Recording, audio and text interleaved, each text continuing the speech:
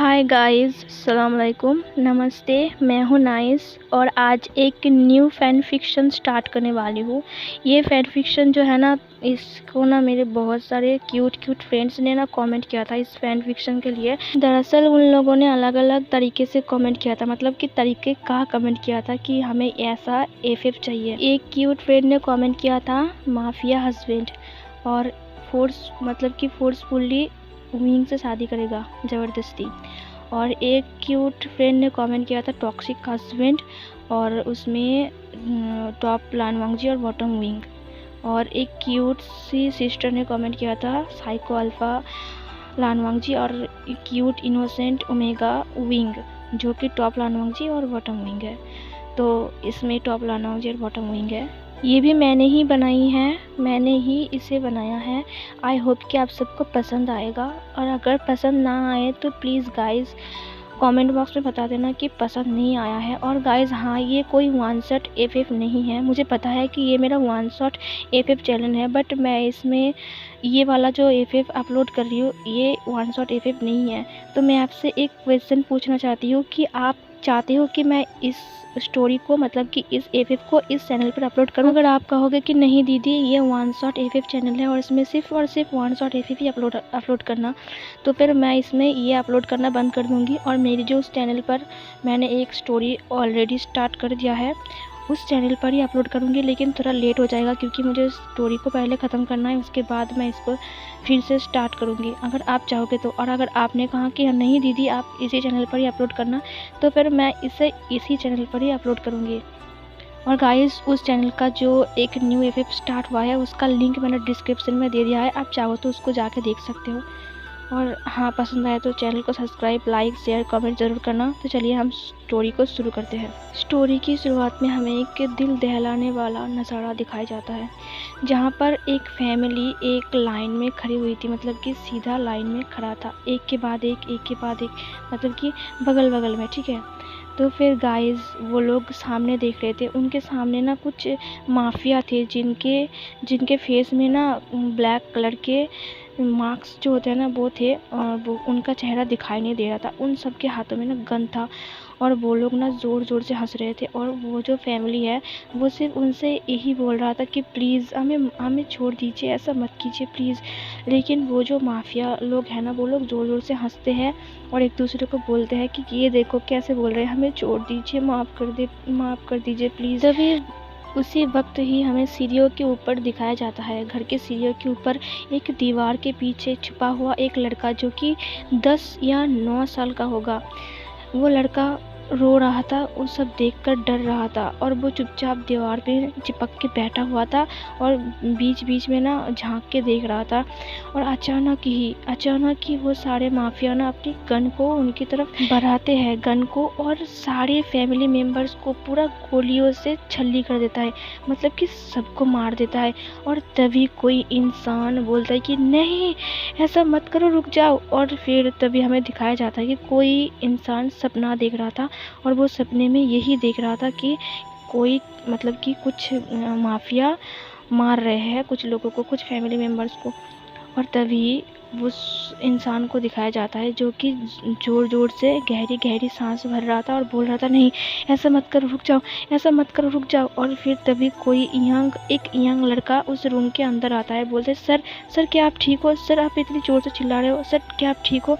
और फिर वो उस इंसान के पास जाता है, और फिर वो यंग इंसान ना एक गिलास पानी लेके उस इंसान को देता है जो कि सपना देख रहा था। उसको देखकर बोलता है सर पानी पी लीजिए सर।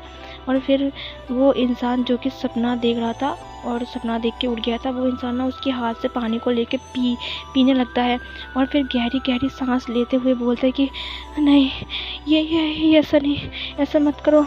और फिर तभी वो यंग लड़का बोलता है क्या सर फिर से आपने वही सपना देखा? और फिर वो लड़का उसकी तरफ घूमकर बोलता है आखिर क्यों ये सपना मेरे हर वक्त मेरे आंखों के सामने क्यों आता है, क्यों बार बार मैं इस सपने को देखता हूँ, मैं इसे देखकर और भी ज़्यादा टूट जाता हूँ। तभी वो यंग लड़का बोलता है सर अपने आप को संभालिए। फिर वो लड़का बोलता है कि कैसे संभालूँ मैं खुद को? मेरे पूरे परिवार को मार दिया गया था एक साथ, उसके साथ मुझे क्यों नहीं मार दिया गया? तभी वो यंग लड़का बोलता है कि सर प्लीज़ शांत हो जाइए, ये बस एक सपना था। और फिर वो जो सपना देख रहा था वो इंसान बोलता है कि अब बहुत हो चुका है, अब मैं इंतज़ार नहीं कर सकता, बदला लेने का वक्त अब हो चुका है। अभी के अभी वेन चाओ को कॉल लगाओ, मुझे वेन चाओ के साथ बात करनी है। वेन चाओ को इतनी इतनी इतनी रात को, अब पागल हो सर।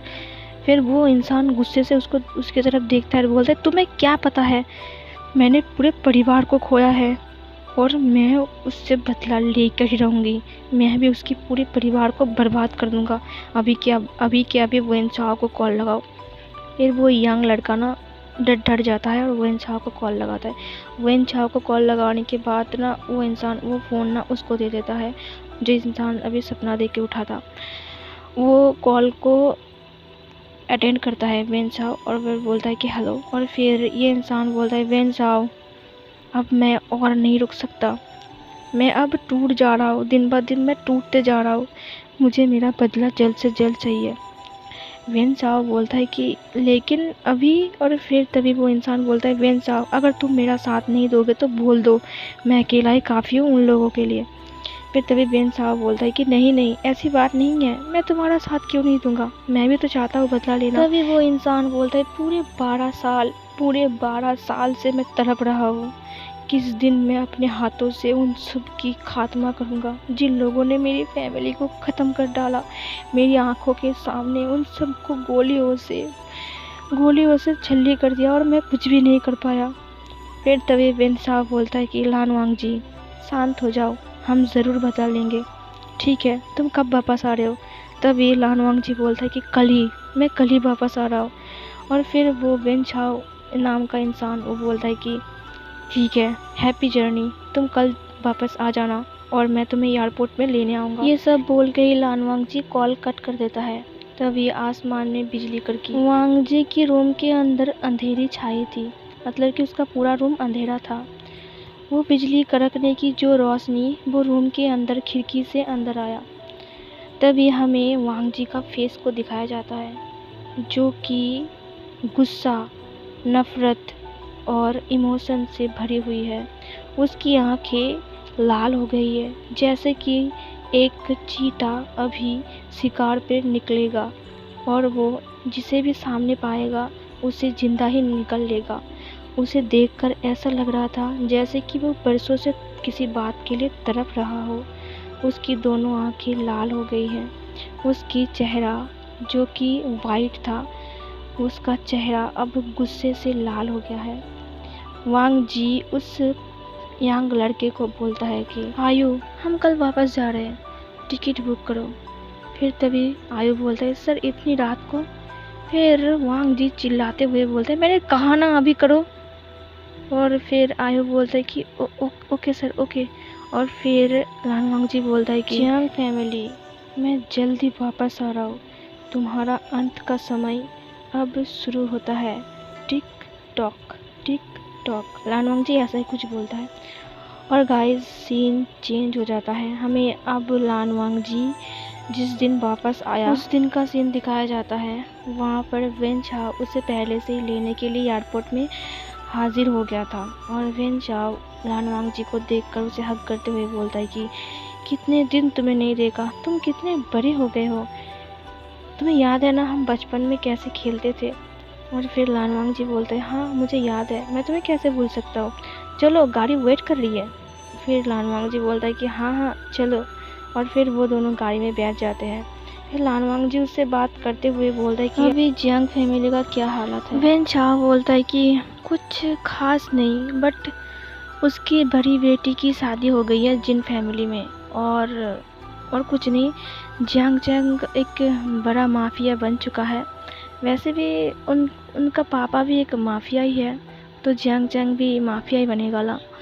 और कुछ नहीं। और उनके फैमिली में एक विंग नाम का एक मेल ओमेगा है, और कुछ नहीं।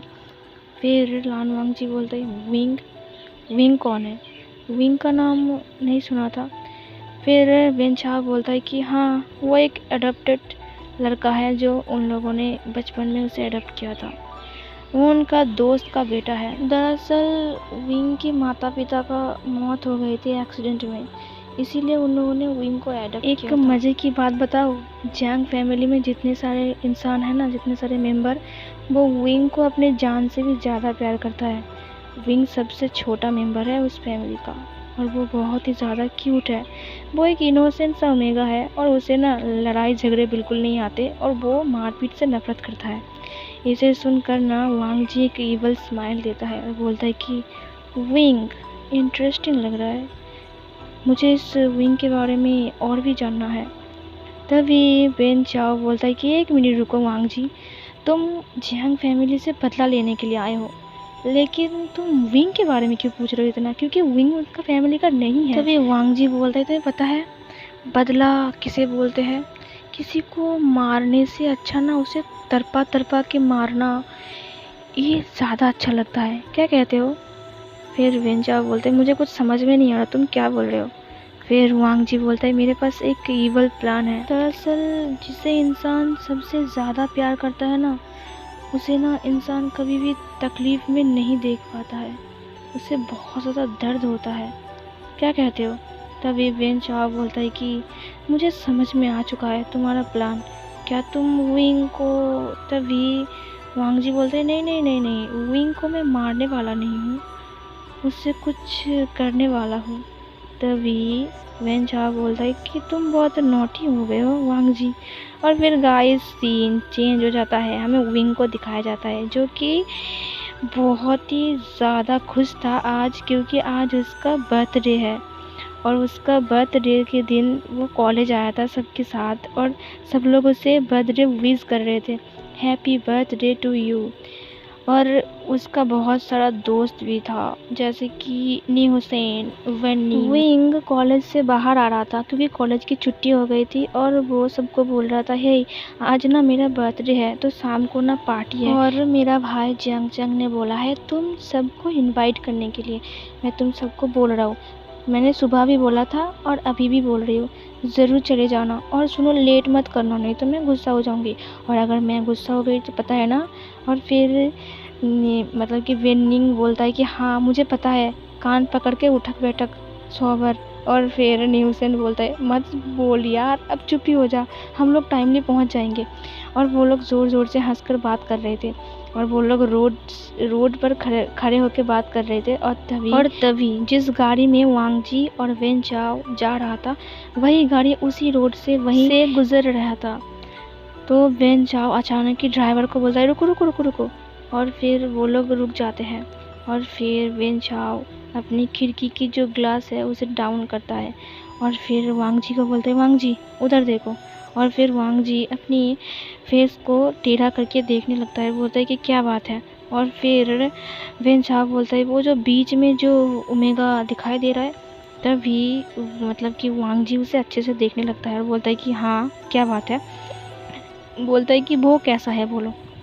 फिर वांग जी उसे ऊपर से नीचे तक, नीचे से ऊपर तक, दाएं से बाएं तक और बाएं से दाएं तक देखने लगता है और बोलता है कि हाँ अच्छा है, ब्यूटीफुल है, बहुत ही ज़्यादा क्यूट है। फिर वेन चाओ वांग जी को बोलता है तुम्हें पता है ये कौन है? वांग जी बोलता है कि नहीं पता, कौन है ये? तभी वेन चाओ बोलता है ये वही है विंग जिसके बारे में मैं तुम्हें बता रहा था। और तुम्हें एक और बात बताओ, आज ना इसका बर्थडे है, मैंने सुना वेनिंग मुझे बोल रहा था कि आज विंग का बर्थडे है और उसके घर में एक पार्टी है और वो पार्टी में ना शाम को वेनिंग जाने वाला है क्योंकि उसने इनवाइट किया है, हमारे फैमिली को भी इनवाइट किया है, शायद मेरे पापा जाएंगे, बहुत ही बड़ा सेलिब्रेशन होगा आज उनके मेंशन में। और ये सुनकर वांग जी बोलता है क्या? और फिर वेन चाओ बोलता है हाँ। और फिर वांग जी बोलते हैं अच्छा आज इसका बर्थडे है ना, अगर मैं इसकी बर्थडे को सबसे ख़तरनाक दिन बना दिया तो? फिर वेन चाओ बोलता है अब तुम क्या करने वाले हो? फिर वांग जी बोलता है कि शायद इसकी ये वाली बर्थडे पूरी ज़िंदगी के लिए यादगार बना दो। और फिर वेन चाओ बोलता है क्या करने वाले हो, क्या तुम फिर से कोई?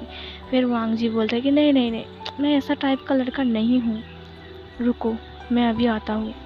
और फिर वांग जी गाड़ी से उतर जाता है। तब तक नी हुसैन और वेनिंग अपने अपने गाड़ी में उठ गए थे घर जाने के लिए विंग को बाय बोल के।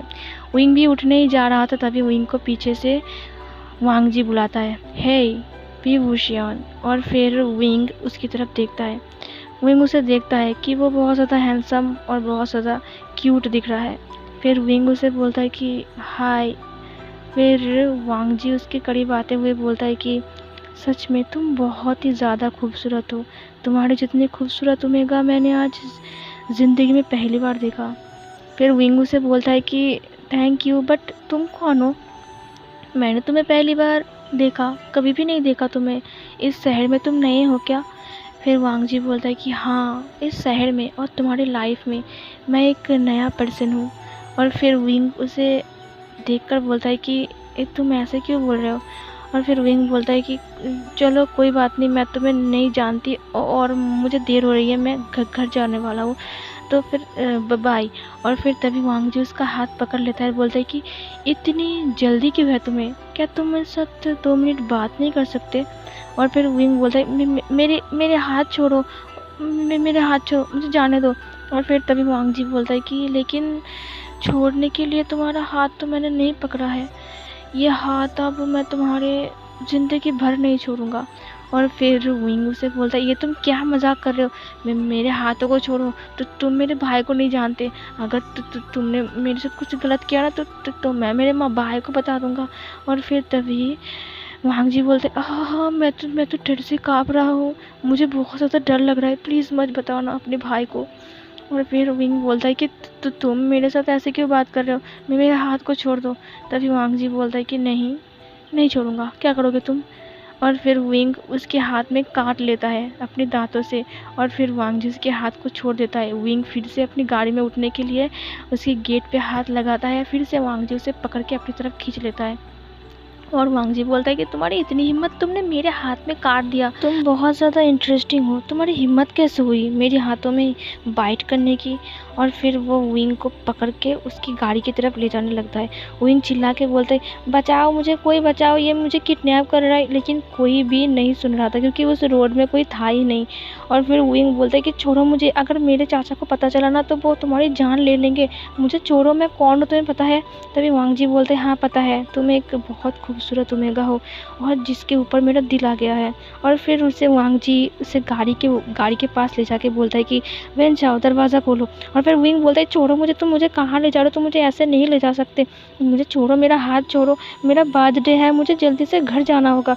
तभी वांग जी बोलता है कि तुम्हारी बर्थडे पर मैं तुम्हें एक बहुत ही बड़ा, बहुत ही खूबसूरत और बहुत ही सुंदर तोहफा दूंगा जो तुम पूरी ज़िंदगी भर याद रखोगे। सिर्फ तुम्हें नहीं, पता है मैं ना तुम्हारे बर्थडे पर तुम्हारी पूरे फैमिली को गिफ्ट देने वाला हूँ, वो भी तुम्हारे ज़रिए। तुम ही तो हो ना गिफ्ट देने के लिए उन लोगों को।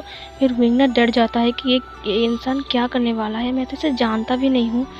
और फिर वो बोलता है कि तो तुम मेरे फैमिली को जानते हो, तो तुम कौन हो? और ऐसे बोल के ना विंग मतलब कि डर के मारे कांपने लगता है। वांग जी उसे खींच कर गाड़ी में बिठा लेता है। और फिर विंग चिल्लाने लगता है। और फिर वांग जी उसे बोलता है चिल्लाओ, जितना चिल्लाना है चिल्लाओ, लेकिन तुम्हारी आवाज़ किसी को सुनाई नहीं देगा, सिर्फ मेरे कान बज रहे हैं बस। और फिर विंग बोलता है कि मुझे छोड़ दो प्लीज़, मुझे जाने दो, मुझे घर जाना है, मैंने तुम्हारा क्या बिगाड़ा है, मुझे छोड़ दो ना, मैंने कुछ भी नहीं किया, मुझे कुछ भी नहीं पता। फिर वांग जी उसे बोलता है कि तुम्हें कुछ भी नहीं पता, तुम सच में बहुत ज़्यादा क्यूट हो। और तुम्हें पता है मैं तुम्हें एक तोहफ़ा देने के लिए तुम्हें ले जा रहा हूँ, तुम्हें तोहफ़ा नहीं चाहिए? वांग जी ये सब बोलकर हंसने लगता है। विंग डर के मारे कांपने लगता है। विंग बहुत ज़्यादा डर गया था और वो रो रहा था। सो गाइस इस पार्ट को मैं यहीं पर ही ख़त्म करती हूँ। चलिए अगले पार्ट में देखते हैं कि वांग जी विंग को कहाँ ले जा रहा है और वो विंग के साथ क्या करेगा। सो गाइस अगर अच्छा लगा है तो मेरे चैनल को लाइक, कमेंट, शेयर, सब्सक्राइब ज़रूर कर लेना। तो फिर गाइस मिलती हूँ एक और न्यू पार्ट लेके, तब तक के लिए खुश रहना, हेल्दी रहना, बाय बाय।